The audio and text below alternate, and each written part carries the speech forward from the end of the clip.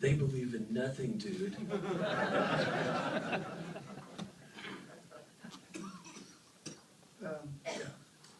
Oscar, the biggest decision LLEWYN makes in the movie, it seems like, is not getting off the highway to go to Akron, and I'm curious, why do you think he makes that decision? I think that was an easy decision. I mean, he's not going to hijack this kid in the car, you know. I mean, he picked him up, you know. He's like, he didn't and want like show up at like 4 in the morning and be like, "It's Daddy." And here, can he stay too? I mean, I think it's like practically. I mean, it's just an untenable situation. I think that he's, you know, clearly she didn't want him to be involved. So it hurts, and he sees it, and I think there is that, you know, it's exactly that. You want that. You want him to do something like that. I think he would want to, but it's just not possible. You know? We have time for a couple more. Yeah.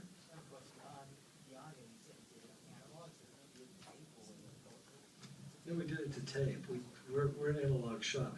We use Pro Tools. I love Pro Tools actually, but we record on tape and we end up on tape, and the digital is great for editing, but binary code does not see music very well.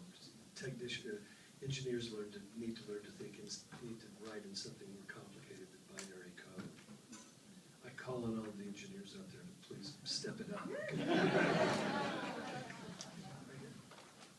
Oscar, there's something I love in your performance, which is that the songs, occasionally when you were singing a song, you were just singing the song and it was beautiful and wonderful, but a lot of the time there was an event going on in you, a meaning of the song, and something was happening to you about the event as well as about the song. And maybe the most powerful one is singing to your father, which is a great song, and the father, like, barely is doing anything. It's having this intense performance. And I'm wondering how that evolved. Did you know what he was going to do? I mean, was there a surprise in that for you? It was a really beautiful scene, and all of it was just extraordinary what you did. Oh, thanks, man. I appreciate that. Well, I knew that he shits himself at the end. I knew that happened at the end.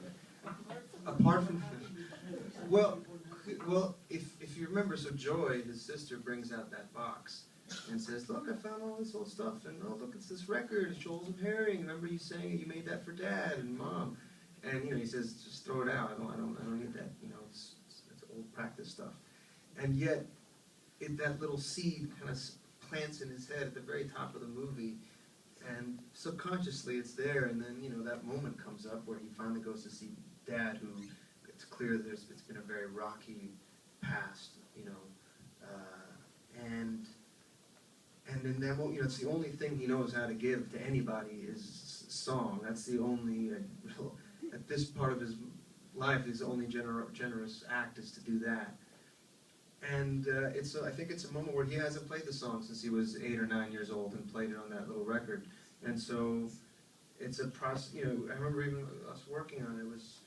He starts off just very light and playing it in a formal way, and it's a rediscovery of the song and of who he was when he was a kid, and Dad was still Dad, and you know, that I think all those little things in a very light way. You know, you can't, like he said, the cameras are like right here, so it was never a process of expressing as much as just trying to live in that stuff.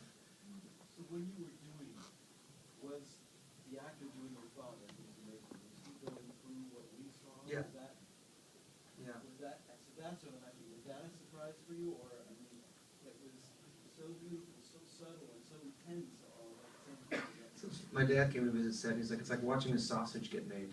You know, you just want to eat it. You don't really want to see how it happens.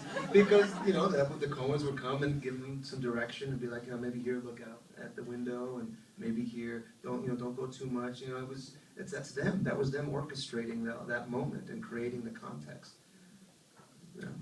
You said you weren't performing it. I think you said before, T-Bone, you told Oscar, sing it like you're singing it to yourself early on. Well, you know, this is the other thing. One of the things that you learn, one of the things we've been doing in music for some time, is for years, starting about the 1970s, all the engineers started emphasizing attack. because tone is more difficult to manage. Big round tones, 100 cycle tone takes as far as from like me to the railing there will be about the length of one 100 cycle tone, which is what a bass note. Well, a 10,000 cycle tone like a tambourine or a hi-hat will travel 100, will repeat 100 times in the same length, right?